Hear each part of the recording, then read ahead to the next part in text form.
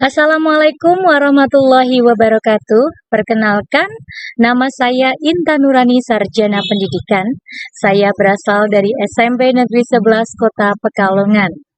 Bapak Ibu hebat, pada kesempatan ini saya akan memaparkan aksi nyata topik 1 Merdeka Belajar, yakni menyebarkan pemahaman Merdeka Belajar. Bapak Ibu, tentunya kita telah mempelajari topik Merdeka Belajar. Di situ ada 5 modul. Yang pertama, mengenali dan memahami diri sebagai pendidik. Yang kedua, mendidik dan mengajar. Yang ketiga, mendampingi murid dengan utuh dan menyeluruh. Yang keempat, mendidik dan melatih kecerdasan budi pekerti.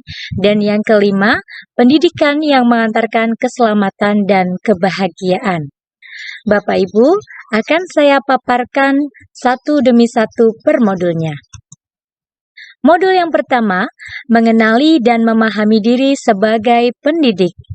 Bapak Ibu, untuk menjadi guru, kita harus memaknai dan menghayati diri sebagai manusia yang merdeka untuk terus belajar. Yang kedua, menyelaraskan peran guru yang relevan dengan konteks murid dan zaman.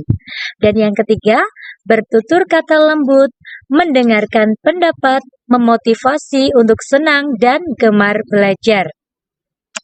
Pada modul kedua, mendidik dan mengajar, sistem pengajaran zaman kolonial yang perlu diubah, diantaranya meminta murid berdiri di depan kelas saat lupa mengerjakan tugas, ini sudah tidak boleh untuk dilaksanakan ya Bapak Ibu.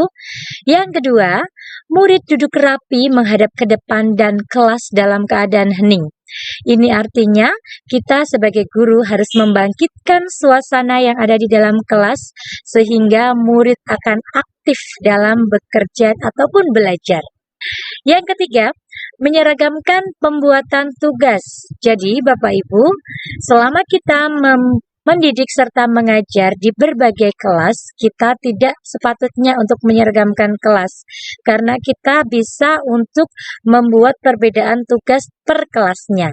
Yang keempat, memukul murid karena tidak mengerjakan tugas sangat tidak diperbolehkan. Walaupun mungkin dari Bapak Ibu guru ada yang pernah mempunyai pengalaman dulu pernah dipukul Bapak Ibu gurunya ketika lupa mengerjakan tugas ya, dengan menggunakan penghapus ataupun penggaris kayu, itu jangan sampai kita lakukan di zaman merdeka ini. Kemudian modul selanjutnya mendampingi murid dengan utuh dan menyeluruh. Ini ada 2 poin. Yang pertama kodrat keadaan, yakni kodrat alam dan kodrat zaman. Dan yang kedua asas trikon, yakni kontinu, konvergen, dan konsentris. Pada modul selanjutnya, mendidik dan melatih kecerdasan budi pekerti, ini ada 4 poin Bapak Ibu. Yang pertama, melatih keberanian berpendapat. Yang kedua, mengasah perasaan dan perilaku. Yang ketiga, memunculkan kehendak. Dan yang keempat, pendidikan dapat mempengaruhi bagian intelligible dan biologis murid. Selanjutnya, pendidikan yang mengantarkan keselamatan dan kebahagiaan. Pendidikan sebagai tuntunan. Setiap murid mempunyai kodrat, kekuatan ataupun potensi yang berbeda. Pendidikan tidak dapat berkehendak atas kodrat, kekuatan ataupun potensi murid. Menerapkan sistem Among dan semboyan Ki Hajar Dewantoro. Modul yang terakhir, Trisentra Pendidikan, ini dimulai dari keluarga, sekolah, serta masyarakat. Ketiganya harus saling mendukung satu sama lainnya. Terima kasih Bapak Ibu, berikut pemaparan yang sudah saya jelaskan.